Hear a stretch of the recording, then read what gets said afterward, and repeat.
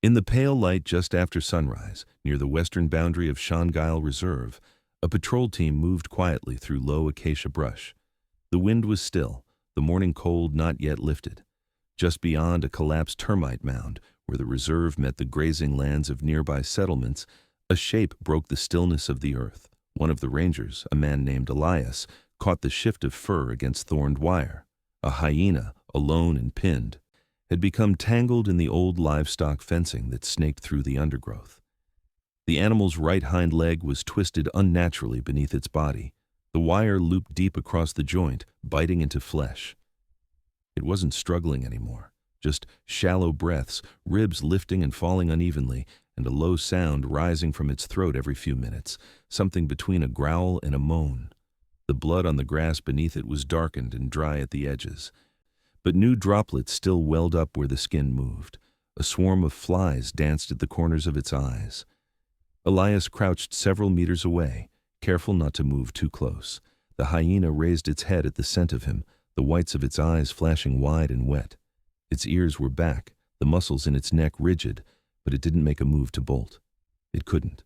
The wire had coiled so tightly that the leg's circulation was beginning to falter. One of the toes already looked dusky, the pads graying beneath the dust. Around them, the bush remained still. No other animal stirred, no nearby clan. The hyena was alone. Whether separated, abandoned, or on the fringe of territory, there was no way to know. But the risk was immediate. If it remained trapped, infection could spread, or scavengers might close in before help arrived. And even if freed, if the leg was broken, survival without intervention would be unlikely. Elias radioed back to the outpost, his voice low and calm, relaying the coordinates. He did not move closer yet. Trapped carnivores, even weak ones, could turn fast when cornered, but the animal only breathed heavier, never taking its eyes off him. The fence was old, barbed, rusted, and poorly maintained. It had been meant for cattle, but now served only to blur the boundary between human land and protected wilderness, and it was in this blur that the hyena had fallen. He waited there, kneeling in the low brush, eyes never leaving the injured animal. The sun rose slowly behind them, shadows tilting across the savanna. Somewhere behind him, an oxpecker cried out, but the hyena didn't flinch. It was as if all energy had drained from its limbs, the body no longer resisting the trap, just surviving within it. The breathing slowed slightly but remained shallow. Flies moved freely across the wound now, and with each minute, the leg swelled further above the wire's grip. Elias unbuckled his gloves, preparing in case he would need to act before backup arrived. Even as the risk of infection grew, the greater danger was time. The longer the hyena remained exposed, the more likely another predator, lion, leopard, or rival hyena, might arrive. He spoke once, not loudly. "Easy now." His voice barely moved the air. It wasn't meant to calm, only to signal presence. The hyena didn't blink. Its mouth opened slightly, tongue dry and pink between dark lips. No sound came. Elias lowered his body a little more, resting his elbows on his knees. Behind him, a faint hum of an engine stirred through the heat haze. Help was coming, but it wouldn't be simple. The animal would not survive being pulled or startled. If it thrashed, the wire could sever deeper. If it bolted too early, tendons might tear completely. If the leg was lost, it might not hunt again. Every possibility carried weight, and all of them rested on what would happen in the next few minutes. Elias exhaled once, the grass barely stirring in the morning air. The hyena lowered its head back to the ground, not in defeat, but in surrender to stillness, not peace.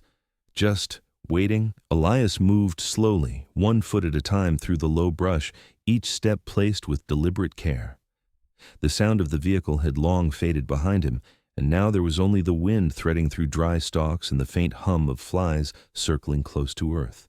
The hyena was still pinned, its body coiled awkwardly against the tight pull of wire. Its hind leg was swollen now, flushed dark beneath the layers of fur and blood, the skin raw around the joint.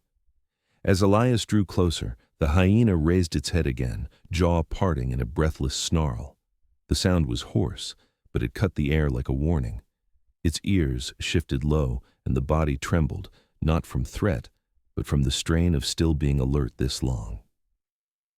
He stopped just outside the arc of its reach, crouching gently, the dry ground creaking beneath his knees.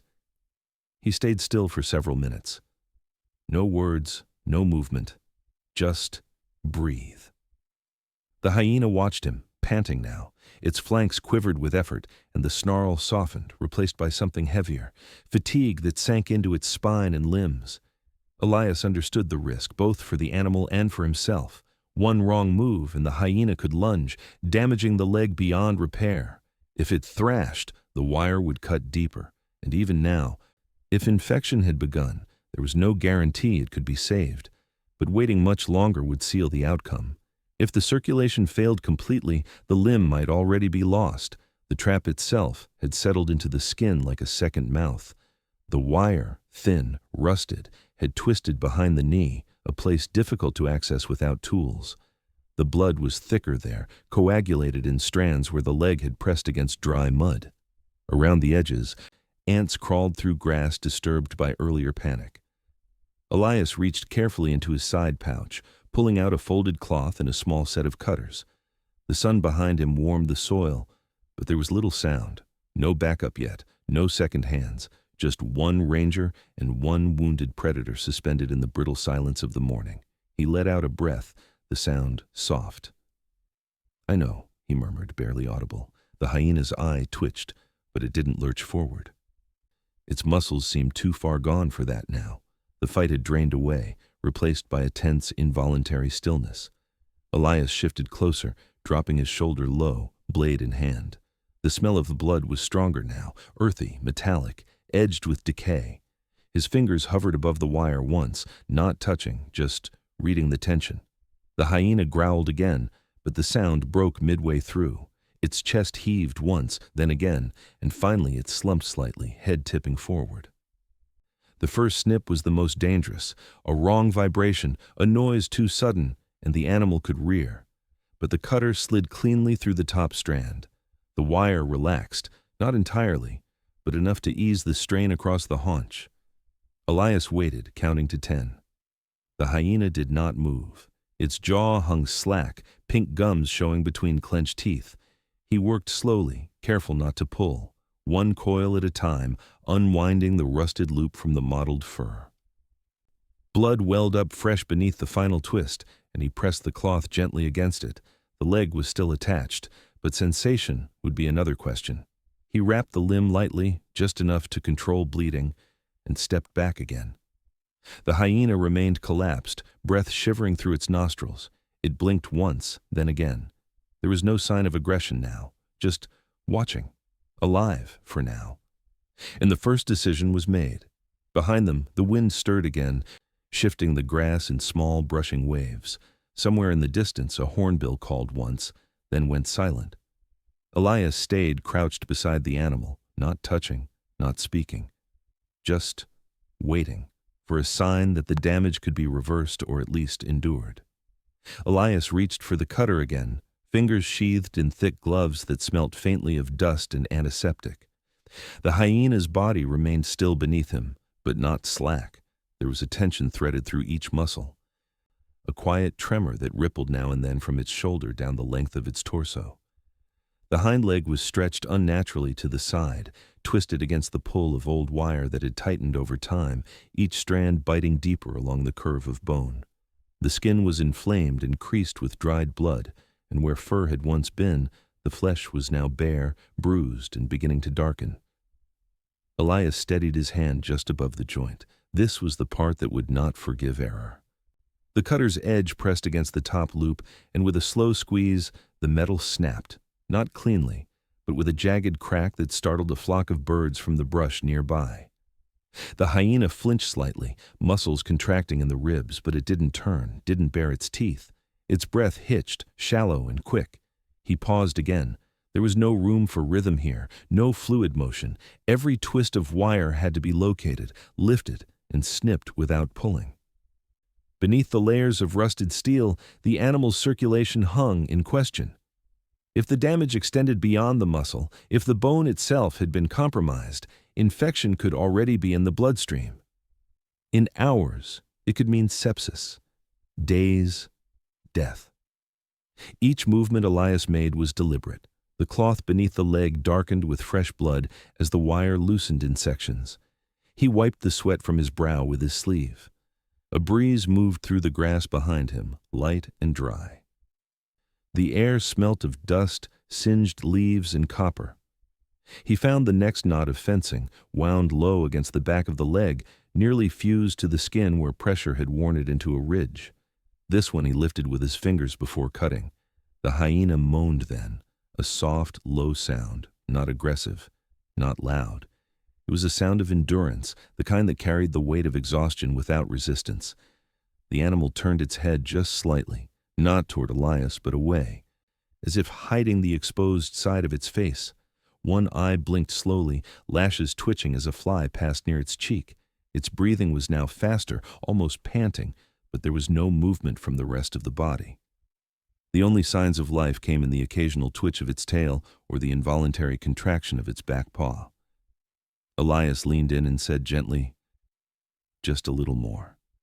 His voice barely carried. Whether the hyena registered it or not didn't matter. It was the calm that mattered, so the hand stayed steady so the fear did not compound. The final wire came free with a sudden drop, curling into itself as it uncoiled and fell from the leg. Blood flowed freer now, thinner, cleaner than before. That was good. It meant pressure had eased. But the swelling remained. The leg looked twice its normal size, mottled with reds and purples, and a thin sheen of pus clung to the puncture near the knee. Elias covered it quickly, wrapping a strip of sterile gauze in layers over the wound. He didn't tie it too tight, just enough to hold. The animal might stand again soon, or it might not.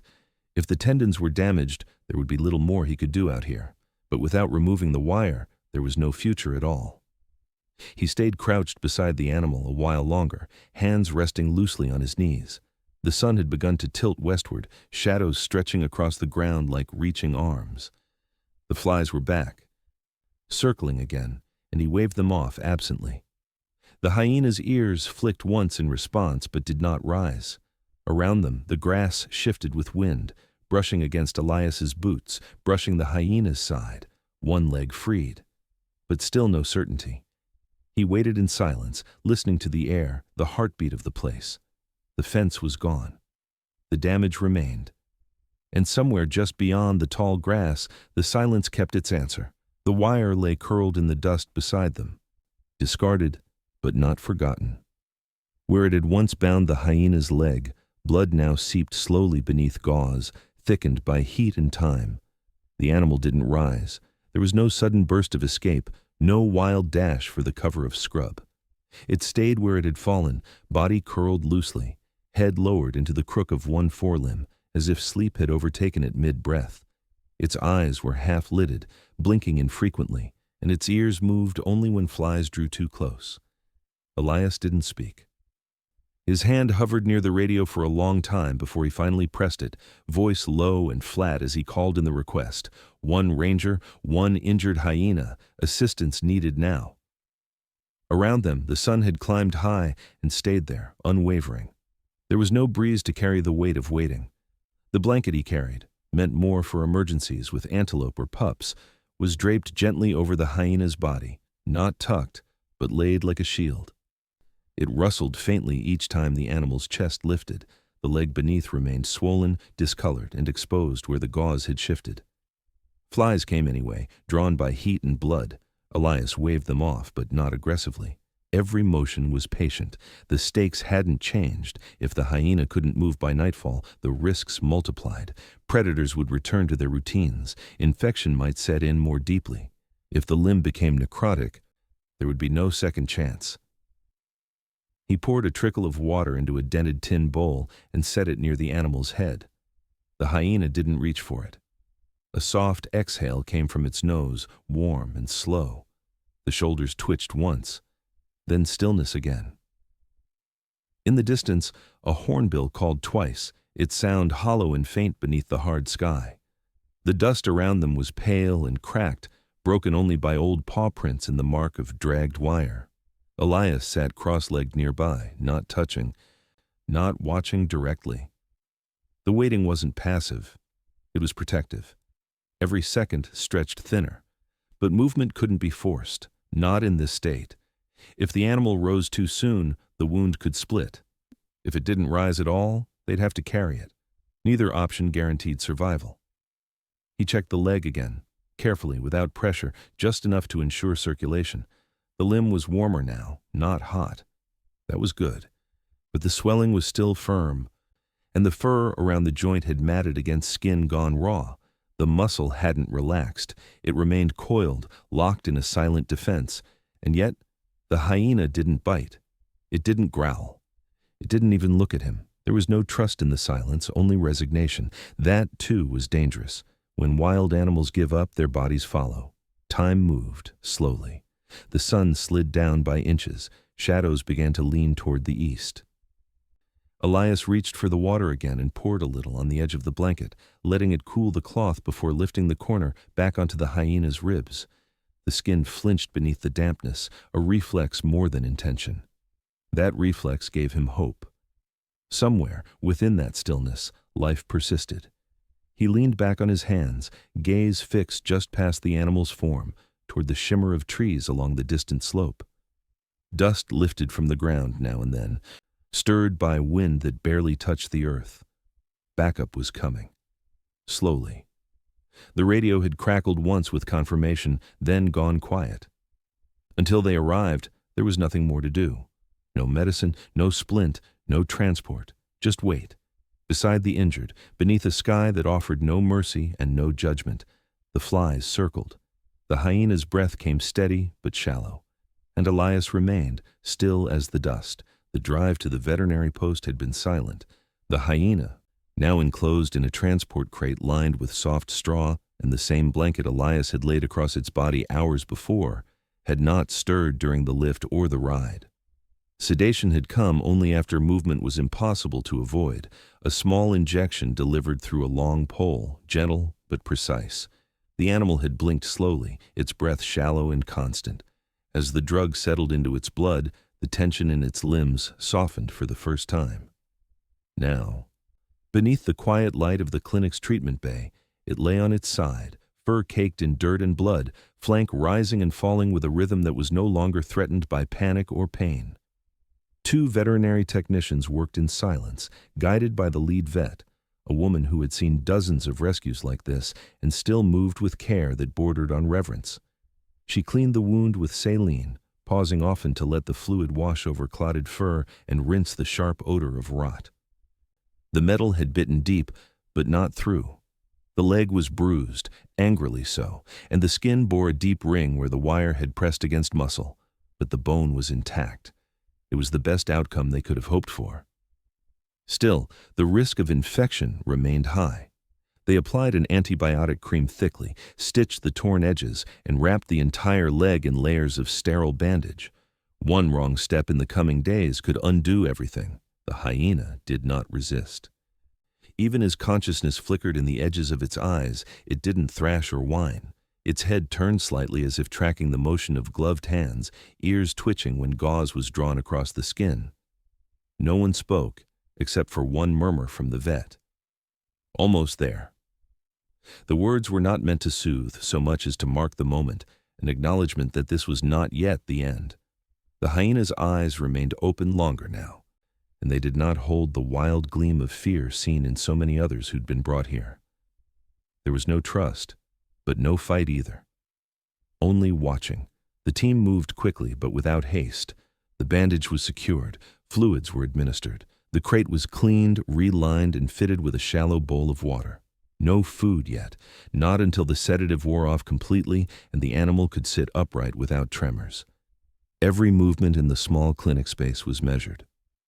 Every light was dimmed a little to keep the stress low. The door was kept ajar, only enough to let air circulate.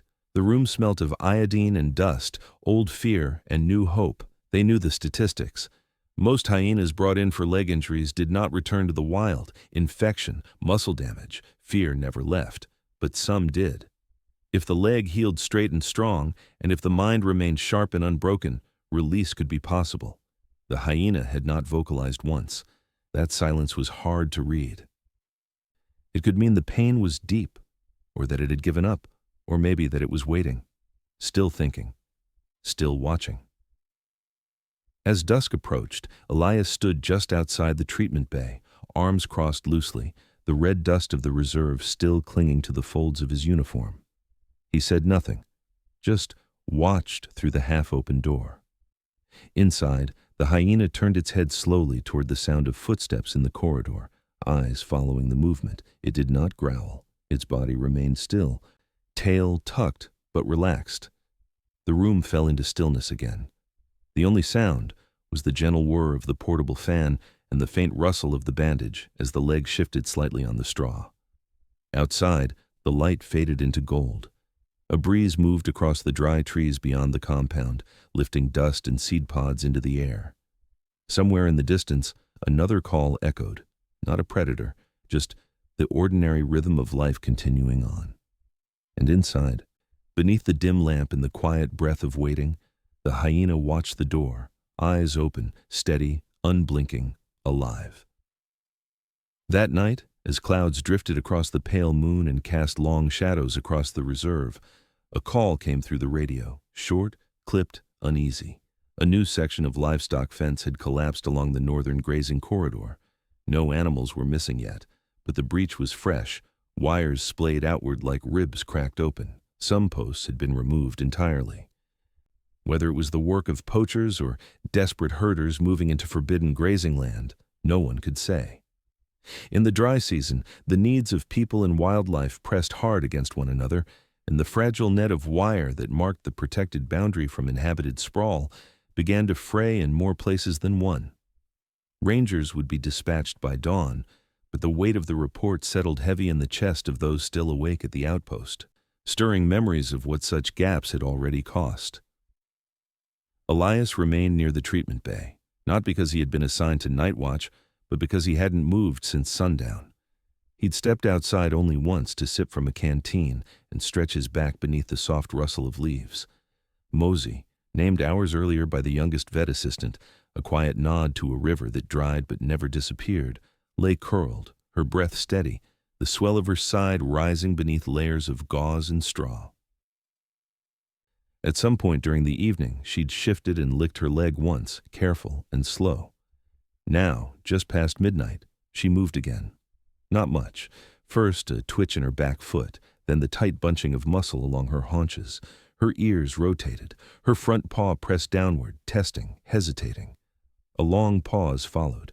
Then, deliberately, she shifted weight onto her limbs.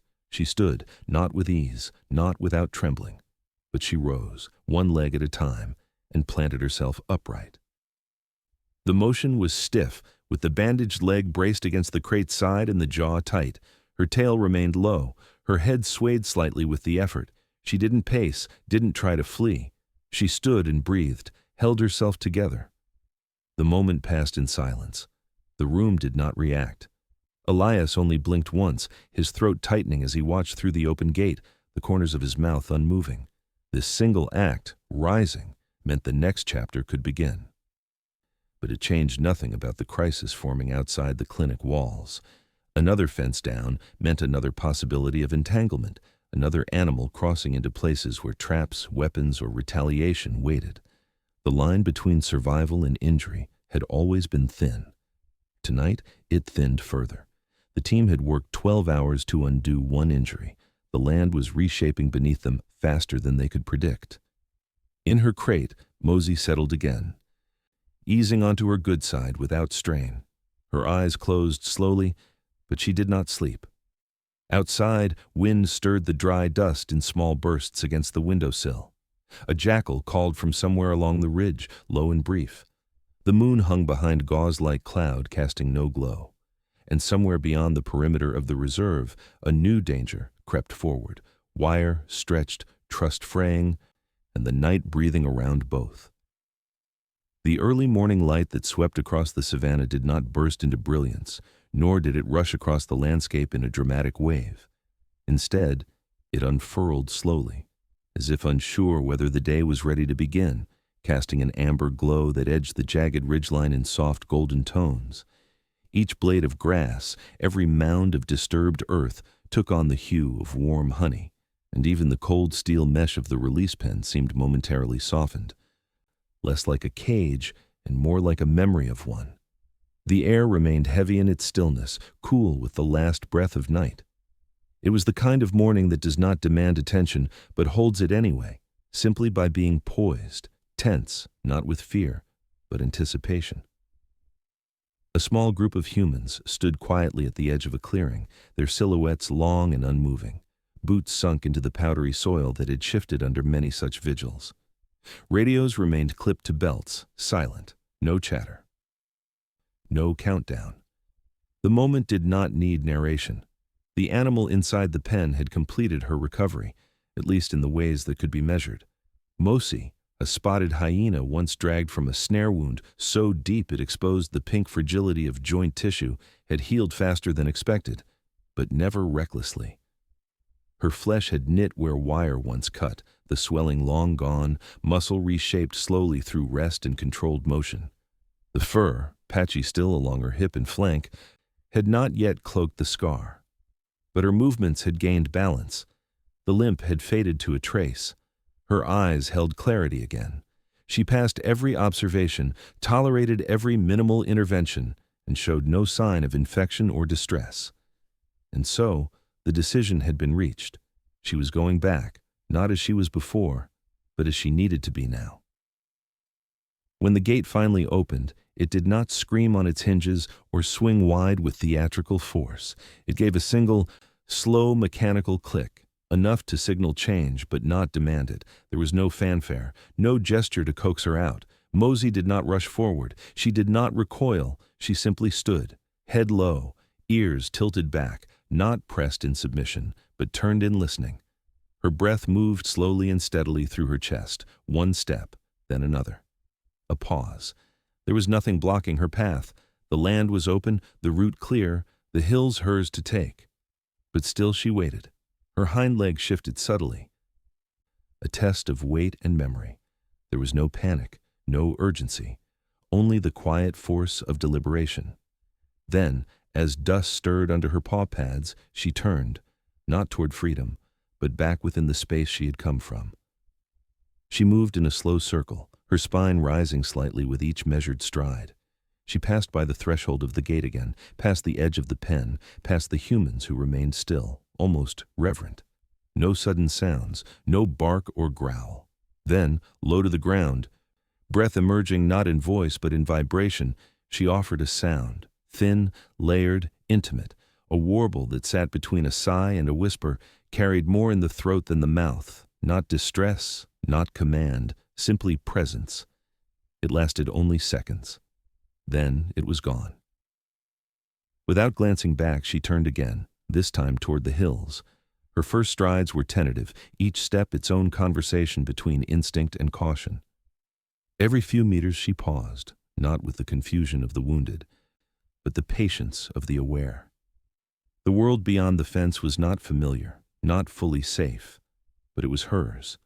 The wind moved through the dry bush, carrying the scent of eucalyptus, dust, and distant dung. A hornbill called from deeper in the ravine. Beneath her feet, old herd paths wove through stone and dry stalks, but none carried danger now. Her legs found rhythm again. Her gait lengthened, shoulders dipping low with each motion, balanced by the silent sway of her tail. She did not look back. By the time the sun reached its full height above the ridgeline, her figure had disappeared into a shimmer of brush and stone, edges swallowed by heat haze and the slope's natural curve. There were no final glances, no farewell sounds. There never are. That's not how animals leave. The pen was cleaned, the crate was moved, the logs were updated. But the stillness that followed held more than emptiness. It held something like weight, like air thick with something unsaid. That evening, as twilight crept over the land, pulling the horizon into soft shades of indigo and smoke, a small camera positioned along the northern fence line flickered into motion. Its sensor registered heat and movement. A figure stepped briefly into frame, tall, sloped, unmistakable in her silhouette. Mosi. She moved slowly, deliberately, just outside the stretch of fencing that had once pinned her down. But she did not behave like a predator seeking easy prey. She did not stalk. She did not pace with agitation. Instead, she moved in a wide arc, pausing now and then to turn her head, as if listening not for sound, but memory. Her posture remained upright, her gaze shifted often toward the darker scrub beyond, where the light no longer reached. Two jackals flanked the distant edge of the brush, noses low, shoulders sharp. They halted briefly, considered. But when they sensed her presence, they veered off. No confrontation, no need. Mosey did not pursue. She simply stayed. For nearly 20 minutes she remained near the fence, moving its length as though retracing something. The grass did not bend under threat, only under her passing. Then, when stars bloomed quietly across the sky and the land began to hum with nocturnal sound, she turned and vanished once again, her departure not hasty but purposeful. The camera shut off, the wire held. That night, no creature was caught along that boundary, no cries pierced the dark, no metal bit into flesh. And though no one can say why she returned to that line or what she intended, the truth remains. Her presence changed something. Maybe it was deterrence, maybe it was memory. But for that one night, she stood not as captive, but as guardian. And in the dry hush that followed, the wind found the tall grass again and moved gently along its surface, the way it does when nothing bleeds, when no one runs, when the earth is allowed, just for a while, to rest. Weeks passed, and the savannah shifted again, as it always did. The rains had slowed, leaving behind brittle patches of growth baked beneath layers of rising heat and quiet wind. Cracks reappeared along the same pathways the animals walked, widening where hooves pressed repeatedly into the soil. Rangers resumed their rotations without urgency, the tension of the emergency long since dissolved, though some returned to old roots with a habit of watching the horizon a little longer. Elias, too, had resumed his usual rhythm. Mornings in the field, evenings in the back room behind the solar-charged monitors, where footage from the motion cameras rolled in quietly, hour by hour. Some days there was nothing. A herd grazing, a kudu passing, a puff of dust that triggered the lens but revealed only light. Until one dusk, when the camera on the northern ridge, stationed near the repaired fencing, pinged twice within a 20-second frame. The resolution wasn't perfect. Low sun washed half the image in red shadow, but there was no mistaking the outline. Mosey. His flank bore the faint texture of the healing scar, fur grown over in uneven patches, a pale brushstroke along his shoulder, where the injury had once bled openly into the dust. He walked slowly, neither limping nor rushing, head held just low enough to suggest calm, not weakness. Behind him, offset slightly to the left, followed another, smaller, leaner, but sure in her movement, a young female. She didn't trail nervously or dart ahead. She mirrored, steady, attentive, maintaining a respectful gap that suggested not fear but understanding. Their direction veered wide of the fence line, even though they were within range to pass nearer. Mosey had once been caught in that wire, his leg wrapped so tightly the bone had nearly fractured beneath the pressure. The memory of pain leaves marks even when the body recovers. And so he kept his distance, not from fear, but choice. Every image from the motion camera showed that same angle, the same space of caution, at least 4 meters between fur and steel. They passed not as trespassers or escapees, but as something older, survivors with memory. The young female's ears flicked occasionally at insects. She stepped over a broken branch without hesitation. Her movements were clean and deliberate. At one point, her head turned briefly, catching the lens unknowingly. Eyes narrowed in a passing glance. It was the only image in which she faced the camera directly. A moment later, she followed Mosey into the grass and was gone from the frame. Back at the station, Elias didn't speak when the footage loaded. He recognized Mosey instantly. There was no confusion. The camera's timestamp confirmed the timing, and as the clip played on a loop, he leaned in, expression unreadable. The silence in the room was complete. In some species, rejoining the wild after intervention never fully settles. In others, the return is seamless and unannounced. Mosey had not wandered aimlessly. He hadn't returned to the same places where he'd been rescued, nor had he avoided them completely. He navigated near the boundary with the awareness of what it once did to him, but there was no sign of panic, no sudden bursts of speed or frantic stops. Only control. And now he was not alone.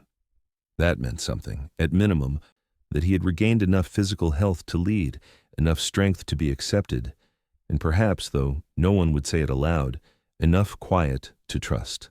That evening, Elias walked alone toward the western edge of the property, where the wind blew softly through tall brush that bent and rose with each passing gust. The light was pale and falling fast, the way it always did this time of year. No slow golden fade, just sudden dimming as the sun dropped beneath the distant trees. He didn't carry a camera. He wasn't searching. He just walked, following the edge of the fence where the last breach had occurred weeks before. The repair work still held, wire taut, reinforced, with no new gaps. The dust at the base was littered with tracks, some familiar, some uncertain, but none fresh enough to suggest recent passage. Still, Elias stopped there, hands at his sides, eyes scanning not for shapes but patterns. The wind carried distant calls. A hornbill, a baboon barks far off. Then, quiet again. He stood for a long time. Then he turned and sat on a large stone just off the trail, not moving, not speaking. The way he had during the hours Mosey lay injured. His breath was even, his eyes soft but alert, and his posture was that of someone waiting for nothing in particular, yet not surprised by anything that might appear. When the data team sorted the next batch of trail captures, one final frame stood out. Mosey, again, hours after the first sighting, this time alone. Walking the perimeter, but from the outside. His head turned toward the fencing, ears alert. Behind the wire, a pair of jackals lingered, low to the ground, circling the scent of something buried, perhaps bones, perhaps the scraps of another hunt. Mosey didn't engage, but he didn't leave either.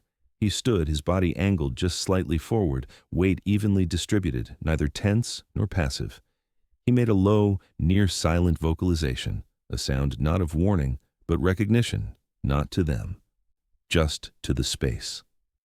The jackal stilled, then backed off, disappearing into the darker brush beyond the camera's lens, and Mosey remained in place for another 7 seconds before he turned and melted back into the tall grass, out of sight. There would be no dramatic return, no clear line of gratitude. Animals do not offer that. What remained instead was the quiet mark of passage, of healing without spectacle. Mosey had survived, not just the wire, not just the wound, but the fear that followed, the kind that lingered long after the pain stopped. He had not reclaimed territory or acted in defiance. He had simply learnt, and through that learning had guided another. The fence had once trapped him. Now he moved alongside it, not as prey, not as victim, but as presence, witness, watcher. And as the wind swept softly over the landscape once more, bending the grass back and forth in slow, fluid waves, his prints, faint and wide, disappeared beneath the movement. No sound followed, no further frames, only dusk, and a trail that folded closed behind him without a trace. Picture prompt. A lone hyena stands quietly at the edge of a golden savanna at sunrise, just beyond a metal wildlife release gate. The sky is soft amber with early morning light, stretching long shadows across the dry earth. The hyena's fur is patchy around the rear leg, suggesting recent recovery from injury. Its posture is alert yet calm, head lowered slightly, ears pulled back not in fear, but in focused awareness. Behind it, a group of 3 wildlife rangers stand silently a few meters away, watching with quiet respect. In the distance, thornbrush and dry grass shimmer under the rising sun. The atmosphere is serene, suspended in the stillness of the moment just before re-entry into the wild. Soft dust stirs beneath the hyena's paw as it takes a slow step forward.